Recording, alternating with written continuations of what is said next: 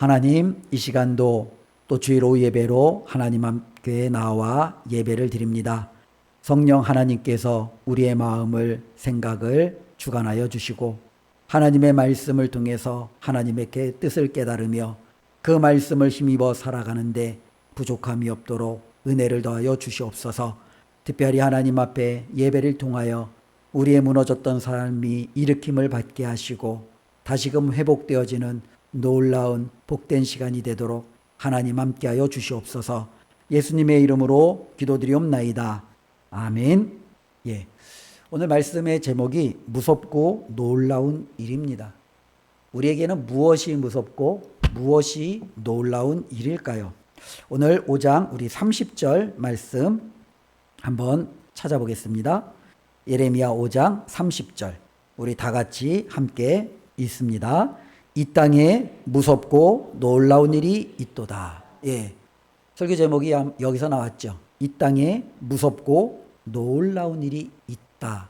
도대체 무엇이 무섭고 무엇이 놀라운 일인가? 우리가 오늘 5장 말씀을 통해서 한번 살펴보려고 합니다. 1절 말씀에 보면은 특별히 1절 말씀을 읽으면서 저는 아브라함과 하나님의 대화가 생각이 났어요. 이 아브라함과 하나님이 이와 비슷한 대화를 하신 적이 있죠. 그 대화는 바로 소돔을 이제 앞에 두고 멸망시키려고 할 때 이 아브라함이 소돔을 위해서 우리가 잘 아는 중보 기도를 행하잖아요. 그 기도와 좀 비슷한 내용이지 않을까라는 생각을 해봅니다. 1절을 보니까요. 너희는 예루살렘 거리로 빨리 다니며 그 넓은 거리에서 찾아보고 알라. 너희가 만일 정의를 행하며 진리를 구하는 자를 한 사람이라도 찾으면 내가 이 성읍을 용서하리라. 하나님의 말씀이죠. 특별히 예루살렘의 거리에 다녀서 정의롭고 진리를 구하는 자 몇 명이요? 한 사람이라도 찾으면 내가 이 예루살렘 성읍을 용서하겠다라는 하나님의 선언입니다. 특별히 아브라함은 하나님 앞에 소돔을 멸망시키려는 그 하나님 앞에 기도하며 이렇게 묻습니다. 하나님, 그곳에 만일 의인 50명이 있으면 그래도 멸망시키겠습니까? 하나님은 대답하죠. 50이 있으면 멸망시키지 않겠다. 아브라함은 다시금 하나님한테 물어봅니다. 하나님, 45명은요? 40명은요? 하나님 30명은요? 20명은요? 하나님 마지막으로 10명은요? 하나님은 말씀합니다. 10명만 있어도 내가 그 땅을 멸망치 않겠다라는 하나님이 아브라함에게 말씀을 행하십니다. 그런데 오늘 말씀은 거기에서 한 걸음 더 나아가요. 몇 명만 있으면 되는 거예요. 한 사람만 있으면 되는 거예요. 예루살렘에 정의를 행하고 진리를 구하는 사람 한 사람만 있으면 그 땅을 하나님께서 용서해 주시겠다라고 선언하는데 예루살렘은요 하나님 앞에 심판과 진노로 멸망을 당했습니다. 다르게 말하면 그 땅에 진리와 정의를 구하는 사람 한 사람이 없어서 망한 도시가 바로 이 예루살렘이었음을 우리는 깨닫게 됩니다. 특별히 2절부터 5절까지의 말씀은 그 이스라엘의 실상, 정의와 진리가 사라진 그 실상이 도대체 어떠한 모습이냐라는 부분을 이렇게 말씀해 주고 있습니다. 예전에는요, 우리가 대화를 할 때 전혀 가능성이 없을 때 어른들은 보통 뭐라고 얘기합니까? 턱도 없다, 턱도 없는 소리 하지 마. 보통 이렇게 얘기를 하잖아요. 요즘 아이들은 가능성이 없는 이야기라면 뭐라고 말하나요? 뭐라고 말하죠?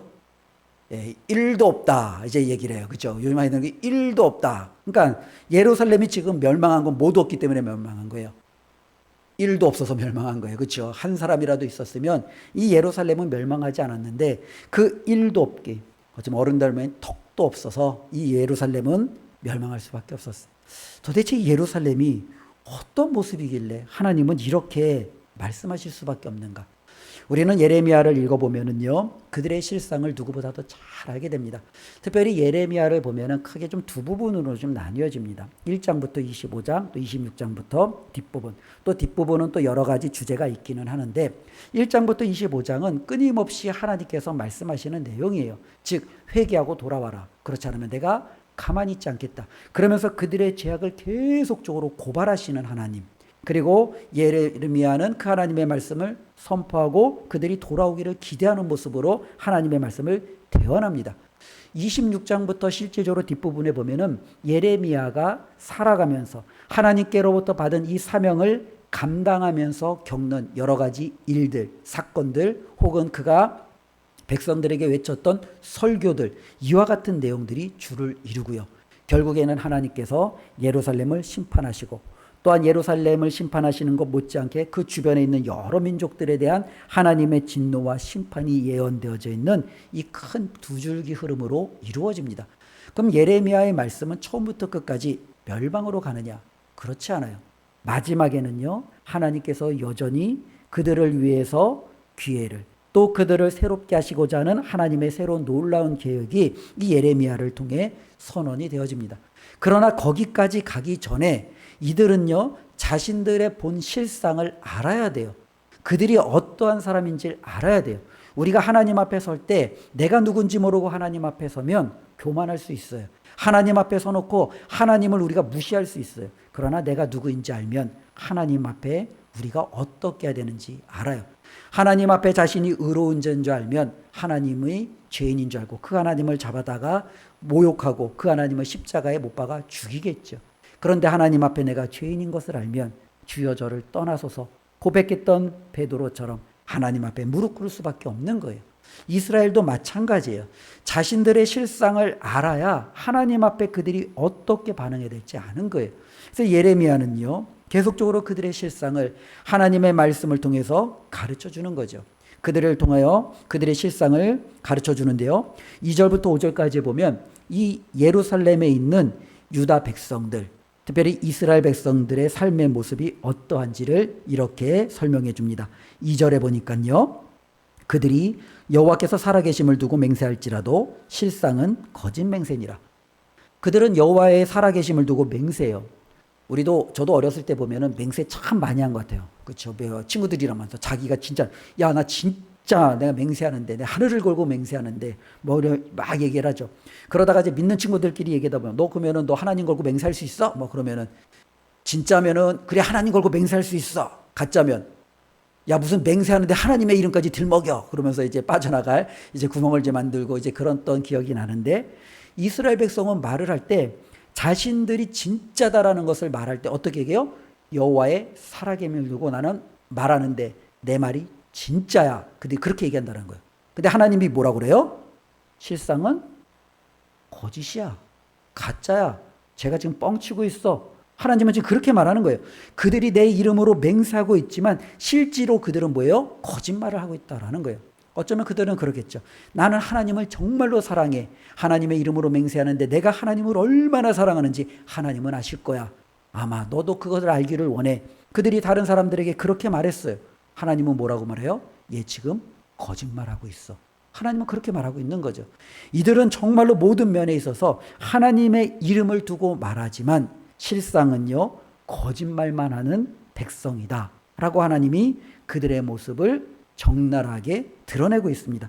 3절 말씀을 보니까요, 여호와여 주의 눈이 진리를 찾지 아니하시나이까 주께서 그들을 치셨을지라도 그들이 아픈 줄을 알지 못하며 그들을 멸하셨을지라도 그들이 징계를 받지 아니하고 그들의 얼굴을 바위보다 굳게 하여 돌아오기를 싫어하므로. 이들의 모습이 지금 어떠한 모습이에요?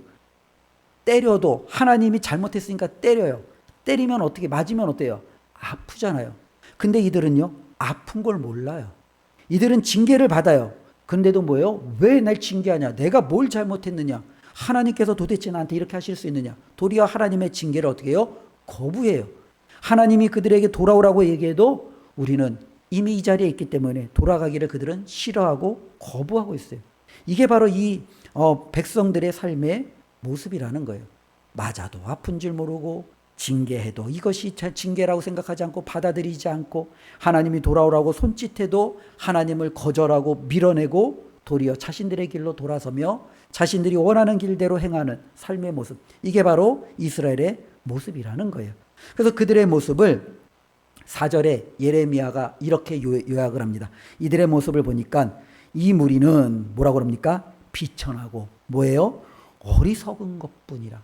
여호와의 길, 자기 하나님의 법을 알지 못하는구나 라고 탄식을 해요. 그렇지 않습니까? 이스라엘은 뭐라고 그러냐면 여호와의 이름으로 맹세하며 이것은 진짜야 라고 그들은 말해요.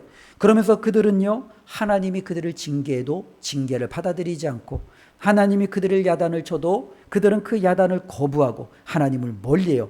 그러니 이들이 하나님을 안다라는 말은 정말로 가짜죠. 그것은 무지한 거죠. 이들은 하나님에 대해서 모르는구나. 하나님의 법도 모르는구나. 하나님의 길도 모르는구나. 이들은 정말로 미천하고 어리석은 자들이구나 라고 예레미야가 탄식을 합니다. 그래서 예레미야가 그럼 어떻게 합니까? 하나님이 자신을 통해서 이스라엘 백성을 회복시키라고 그 말씀을 전해 주었는데 백성들에게 말해도 백성들이 받지 못하는 거예요. 그러니까 예레미야가 다시 한번 고민하다가 한 가지 그가 결론을 내리는데 5절에 이렇게 말합니다. 내가 지도자들에게 가서 그들에게 말하리라. 아, 그래. 백성들이 비천하고 어리석어서 깨닫지 못하니까 지도자들에게 가면 되겠구나. 그들을 이끄는 뭐랄까요? 영적으로 정말로 그들의 삶을 끌어주리는 어쩌면은 여러 지도자들이 있지 않겠습니까? 그들에게 가서 내가 그들에게 뭐라고 해요? 하나님의 말씀을 전하면 되지 않을까? 그 예레미야가 그렇게 말합니다. 왜냐하면 그들은요 스스로 이렇게 말하잖아요. 5절에 보니까 그들은 여호와의 길 자기 하나님의 법을 안다 하였더니. 그렇죠? 그러니까 지도자들은 우리는 하나님의 길이, 하나님의 뜻이, 하나님의 법이 무엇인지 알아. 하나님이 무엇을 좋아하고 싫어하는지 알아. 하나님이 원하시는 길로 가는 우리는 그 방법도 알아. 그렇게 지도자들이 말하니까 지도자들에게 가서 이 비천하고 어리석은 이 백성들을 온전히 이끌 수 있도록 하나님의 말씀을 내가 대언하면 되겠구나 라고 예레미야가 생각을 한 거죠. 그런데 이 예레미야의 생각도 뭐예요? 착각이에요. 5절 그 마지막 부분에 보면요. 그들도 일제히 멍에를 꺾고 결박을 끊은지라. 이것은 무엇을 의미합니까? 하나님과의 모든 관계를 지도자들 역시 어떻게 해요? 다 끊어버린 거예요. 하나님 없이도 우리는 할 수 있어. 그러면서 하나님을 그들이 어떻게 해요? 밀어버리고 거절해버린 거예요. 백성들과 어쩌면 이들의 모습은요 전혀 차이가 없다라는 거예요. 하나님을 안다라고 했던 백성들, 때로는 하나님의 길과 법을 정말로 누구보다도 더 잘 알아야 될 지도자들, 이들 모두는 실상 하나님을 거역하고 하나님을 멀리 떠나 있는 삶을 살아가고 있다라는 거예요. 그럼 결론은 무엇이겠습니까? 결론은 그래서 6절이에요.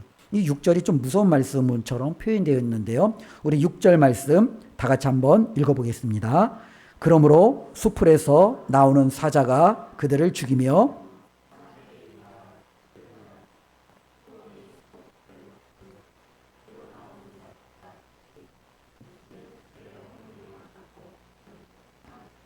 하나님께서 뭐라고 말씀하셨어요? 그들의 허물과 반역에 대해서 심판하시겠다 말씀하시는 거죠. 그 심판의 내용이 뭐예요? 사자가, 이리가, 표범이 나오는 족족 다 죽이겠다라는 하나님의 너무 무서운 심판의 메시지로 들려지게 되어집니다. 그리고 이 하나님의 심판의 메시지가 예레미야 곳곳, 예레미야뿐만 아니라 선지서 곳곳에 기록이 되어져 있는 거예요. 그래서 하나님의 결론은 실질적으로 보면은 14절부터 18절까지의 말씀을 통해서 내가 어떻게 예루살렘의 그 반역과 범죄에 대해서 심판을 할지 아주 구체적으로 하나님께서 말씀해 주시는 겁니다. 그래서 예레미야서 5장 14절에서부터 18절까지 보면 하나님께서 북방의 한 나라를 일으키시겠다라고 말해요. 이 북방의 한 나라는 누구냐면 바벨론이에요. 이 바벨론을 통해서 하나님의 백성을 심판하시겠다는 거예요. 그들이 들불처럼 일어나서 모든 나라와 민족을, 여러 나라를 집어삼키고 결국에는 하나님 앞에 반역했던 바로 이 예루살렘, 유다까지도 이제는 그 심판 가운데 그들을 집어삼키시겠다라는 하나님의 선언이 말씀하고 있습니다. 이것이 바로 예레미야가 이들을 향하여 해주고 있는 말씀입니다. 그렇다면 우리는 다시 한번 질문해 볼 수 있습니다. 2절부터 5절까지 이들의 실상이 큰 틀 안에서 어떠한지를 우리는 알았어요. 그러면 구체적으로 이들이 도대체 하나님 앞에 얼마나 많이 이렇게 하나님을 모르고 하나님을 떠나 행했는지를 이 예레미야는요 조금 더 구체적으로 하나님의 말씀을 통해서 증거해주고 있는데요. 그게 바로 이제 7절부터 이제 쭉 이어지는 말씀입니다. 그래서 7절 이하에 보면은 이들의 모습을 조금 더 구체적으로 말씀해주고 있는 거예요. 6절 마지막에 보면 그들이 허물이 많고 반역이 심하다고 그러는데 그 허물이 무엇인지, 그 반역이 무엇인지 하나님이 조목조목 그들에게 찾아서 읽어주시는 말씀입니다. 우리 7절 말씀 우리 함께 읽어보겠습니다. 내가 어찌 너를 용서하겠느냐? 내 자녀가 나를 버리고 신이 아닌 것들로 맹세하였으며 내가 그들을 배불리 먹인즉 그들이 간음하며 창기의 집에 허다히 모이며. 그들의 허물과 반역 중에 첫 번째가 무엇입니까? 그들이 하나님을 버린 거예요. 하나님을 버리고 그들이 다른 신을 쫓아 섬기는 거예요. 이것이 바로 그들의 허물과 반역입니다. 하나님은 하나님을 떠나 다른 것을 더 사랑하고 다른 것을 더 추구하는 그 모든 것을 하나님은 간음으로, 행음으로, 하나님을 두고 정말로 음란을 행한, 정말로 하나님 앞에 용서받지 못할 죄로 하나님이 선언하시는 거예요. 지금 유다 백성들은요, 하나님 앞에 하나님을 버리고 다른 신을 택한 이 허물과 반역을 가지고 있다. 하나님이 그렇게 먼저 그들에게 말씀하고 있죠. 12절 말씀, 우리 12절 말씀 한번 읽어보겠습니다. 그들이 여호와를 인정하지 아니하며 말하기를 여호와께서는 계시지 아니하니 재앙이 우리에게 임하지 아니할 것이요 우리가 칼과 기근을 보지 아니할 것이며. 두 번째, 그들은요 뭐예요? 하나님을 어떻게 해요? 인정하지 않아요. 하나님을 인정하지 않는 모습이 어떻게 나타나요? 하나님은 계시지 않는다. 그러니까 하나님이 계시지 않으니까 선지자들을 통해서 내게로 돌아오라. 돌아오지 않으면 여호와의 진노와 재앙이 너희 가운데 임할 것이다 라는 이 말은요 무의미하다라고 말하는 거죠. 하나님이 계시지 않는데 어떻게 재앙이 우리에게 임하느냐? 하나님이 우리에게 말하는 선지자들을 통해서 칼과 기근으로 우리를 치겠다는 이 모든 것은 결코 이루어지지 않아. 왜? 하나님은 계시지 않으니까. 그들은 결코 하나님을 인정하지 않아요. 13절에 보니까 선지자들은 바람이라 말씀이 그들의 속에 있지 아니한즉 그같이 그들이 당하리라 하느니라. 즉 선지자들은 누구를 위함입니까? 하나님께로부터 보냄을 받은 사람들이에요. 그래서 우리가 말할 때 선지자는 하나님의 말씀을 받아서 그 백성들에게 증거하는 자들이에요. 그런데 유다에도 많은 선지자들이 있었어요. 근데 문제는 이 선지자들의 그 속에 무엇이 없어요? 말씀이 없어요.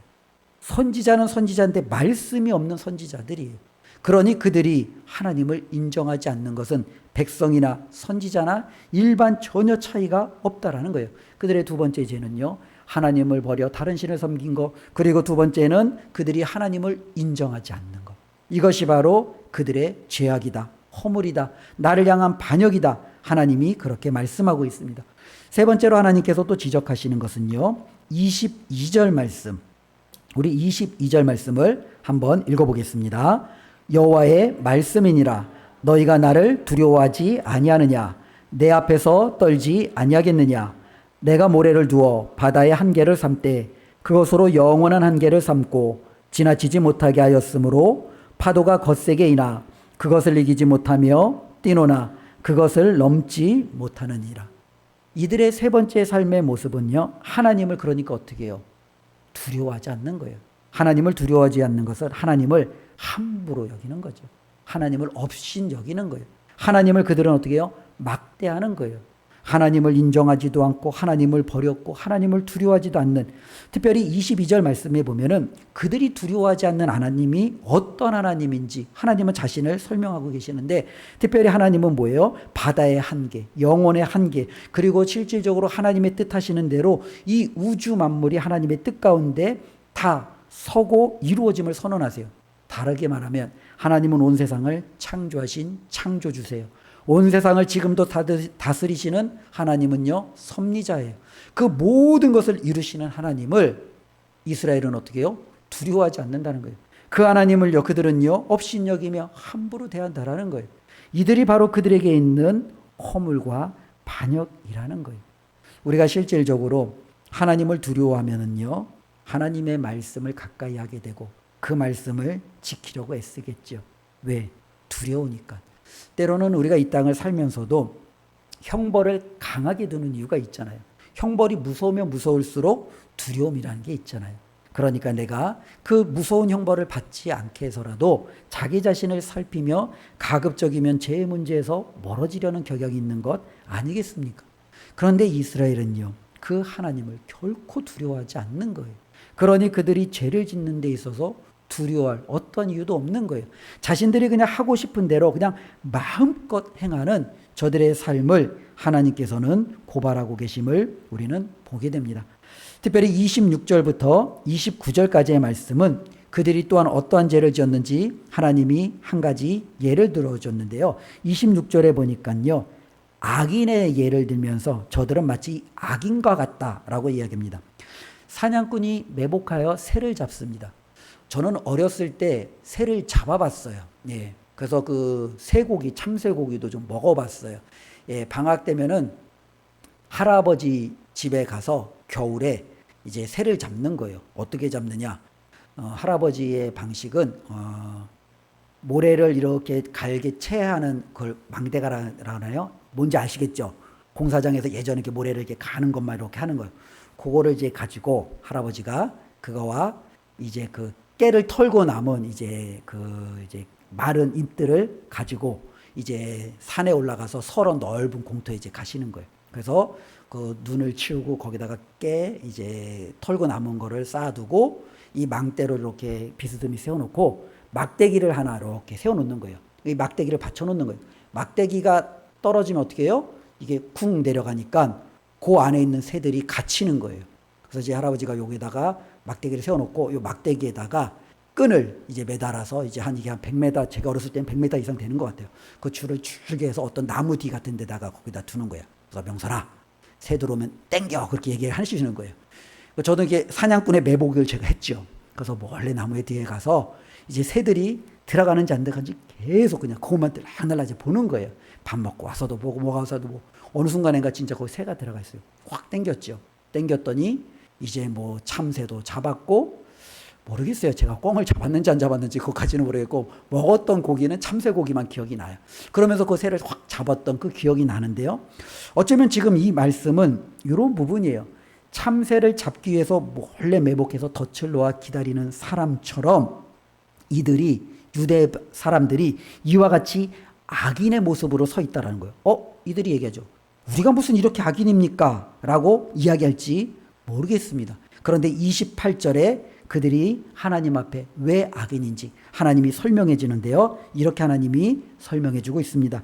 살찌고 윤택하며 또 행위가 심히 악하여 자기 이익을 얻으려고 송사 곧 고아의 송사를 공정하게 하지 아니하며 빈민의 재판을 공정하게 판결하지 아니하니.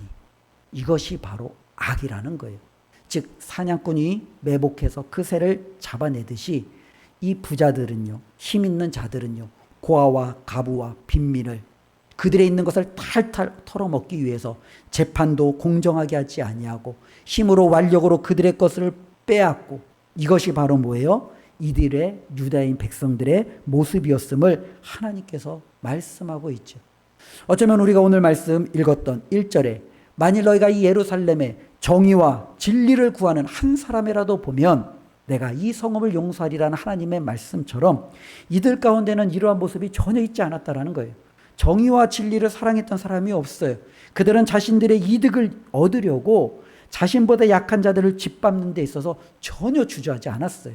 이것이 바로 이들의 삶의 모습이었습니다. 그리고 이게 그들의 허물과 반역입니다. 그리고 나서 우리가 아까 전에 처음에 읽었던 30절 말씀이죠. 하나님께서 이렇게 말씀하십니다. 우리 30절 말씀 함께 읽겠습니다. 이 땅에 무섭고 놀라운 일이 있도다. 예, 이게 바로 무섭고 놀라운 일이에요. 왜 무섭고 놀라운 일입니까? 하나님의 백성, 거룩한 선민이라고 합니다. 하나님이 주신 말씀, 구원의 은혜를 누렸던 사람들입니다. 당연히 그들은 하나님을 두려워하고 하나님의 말씀에 따라 살아낼 줄 알고 세상과는 구별되어지는 뭔가 다른 삶으로 세상을 변혁시키는 멋진 삶이 되어야 되지 않겠습니까? 그런데 전혀 그러지 않은 거예요.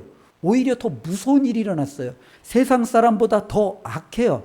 세상 사람보다 더 하나님을 두려워하지 않아요. 세상보다 더욱더 죄악에 정말로 빠른 사람이 되어버렸어요. 이 땅에 무섭고 놀라운 일이 있도다. 하나님의 탄식이죠. 어쩌면 우리 한국교회의 많은 그리스도인들을 바라보면서 하나님께서 여전히 그렇게 말씀하실 수 있어요. 한때는 우리나라의 기독교 인구가 25%, 4분의 1이었다라는 그것으로 많은 교회들이 들떠 있었던 적도 있습니다. 곳곳에 교회와 십자가가 없는 동네가 없다라고 하면서 많은 믿는 자들이 좋아했던 적도 있었습니다. 그러나 지금은요, 교회를 자랑하는 사람들이 사라졌어요. 왜요? 이 땅에 너무 무섭고 놀라운 일이 일어났기 때문에 그래요. 그리스도인들이 악을 행하는데 얼마나 무섭게 행하는지 세상 사람보다 더 무섭게 악을 행해요. 고아와 빈민과 가난한 자들을 정말로 탄압하는데 더 악랄하게 탄압하고 자신들의 이득을 취하는 그리스도인들이 넘쳐나기 시작하는 거예요. 겉으로는 종교적이고 경건한 것 같고 교회에 와서 세상을 변화시킬 것 같지만 실상 저들의 삶을 보면 하나님을 무서워하지도 않아요. 두려워하지도 않아요. 마음껏 세상에서 자신을만을 위해서 살아가는 저들의 모습을 보면, 하나님을 섬기는 게 아니라 돈을 위해서 살아가는 저들의 모습을 보면 도대체 이 땅이 하나님께서 우리에게 은혜를 베풀어 주신 그 땅인지 하나님은 탄식할 수밖에 없는 거죠. 이 땅에 무섭고 놀라운 일이 있도다. 이것이 바로 하나님의 탄식이었고 그 탄식의 뒷받침이 31절입니다. 우리 31절 다 같이 읽겠습니다. 선지자들은 거짓을 예언하며 제사장들은 자기 권력으로 다스리며 내 백성은 그것을 좋게 여기니 마지막에는 너희가 어찌 하려느냐. 이것이 하나님이 우리에게 주시는 질문이요 숙제입니다. 말씀드렸다시피 JTBC에서 어제 뉴스룸에서 이제 방영이 됐어요. 예, 한 4분. 그리고 이제 또 유튜브를 통해서 별도로 또 방영된 것은 8분 남짓 바라보면서 딱 맞아요. 선지자들은 거짓을 예언하며 거기 나오는 목사가 자신은 과거를 볼 줄 안대요. 예, 그러면서 이제 이 과거에 대해서 이야기하고 하나님이 자신에게 능력을 주었대요. 자기 자신을 위해서 기도하는 그 모습을 볼 때 똑같죠. 제사장들은 자기 권력으로 다스리며 수많은 목회자들과 수많은 종교에서 하나님의 뜻을 받았다라고 하는 이들이 자신들의 권력으로 자신들의 어쩌면 초롱성과 같은 기득권을 만들고 그것을 지키려고 애쓰는 이 모습이 예전이나 지금이나 전혀 다르지 않다라는 거예요. 특별히 그리고 백성들은요, 그것을 바라면서 어떻게 여겨요? 좋게 여기는 거예요. 마땅하다라는 거예요. 왜? 하나님의 법을 모르니까, 진리를 알지 못하니까 그냥 그것이 옳다라고 생각하고 같이 그렇게 어울려서 그렇게 가는 거예요. 그러면 선지자도 제사장도 백성들도 그렇게 함께 가다가 하나님이 물어보는 거예요. 그럼 마지막에는 너희가 어찌 하려느냐? 마지막에는 결국 하나님의 진노와 하나님의 심판이 남았는데 너희들이 정말로 돌이키지 않고 그렇게 끝까지 달려간다면 결국에는 어떻게 되겠느냐라고 하나님이 반문하시는 것을 우리에게 묻습니다. 우리는 이 땅을 살아가면서 하나님의 은혜를 사모합니다. 기도할 때 하나님의 응답을 기대하며 기도합니다. 우리가 좀 더 나은 미래가 주어지기를 하나님 앞에 간구하며 살아갑니다. 그런데 이 모든 것들이 우리의 뜻대로 잘 이루어지지가 않아요. 왜 그렇습니까? 우리 25절 말씀 우리 함께 찾아서 한번 읽어볼까요? 25절입니다. 너희 허물이 이러한 일들을 물리쳤고 너희 죄가 너희로부터 좋은 것을 막았느니라. 이것 때문에 그래요. 우리의 허물과 우리의 죄가 하나님께로부터 오는 좋은 것을 어떻게 해요? 막아요. 걷어차버려요. 더 이상 하나님께서 우리에게 좋은 것을 주시고자 해도 하나님이 주실 수 없게끔 우리가 그 모든 것들을 다 걷어차버리고 막고 있어요. 그러니 하나님 앞에 우리가 무엇을 기대할 수 있겠습니까? 이것이 무섭고 놀라운 일입니다. 하나님의 이 마음을 다시 한번 우리가 기억하며 하나님 앞에 우리는 이와 같은 탄식 소리를 듣는 하나님의 자녀들이 되지 않기를 주님의 이름으로 축원을 드립니다.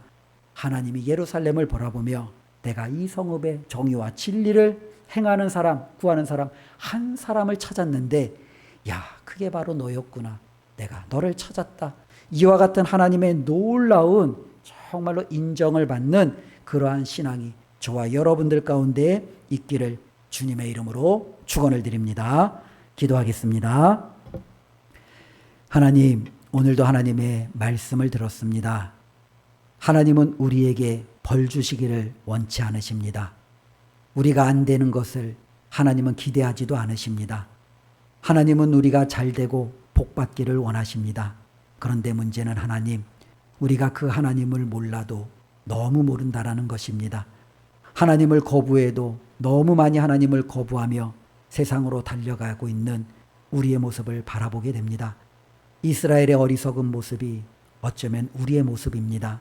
결국에는 무섭고 놀라운 일이 우리들의 삶의 모습이 될 수도 있음을 다시 한번 말씀을 통해서 두렵고 떨림으로 받아들이게 하여 주시옵소서.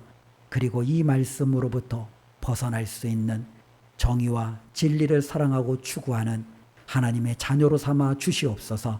예수님의 이름으로 기도드리옵나이다. 아멘.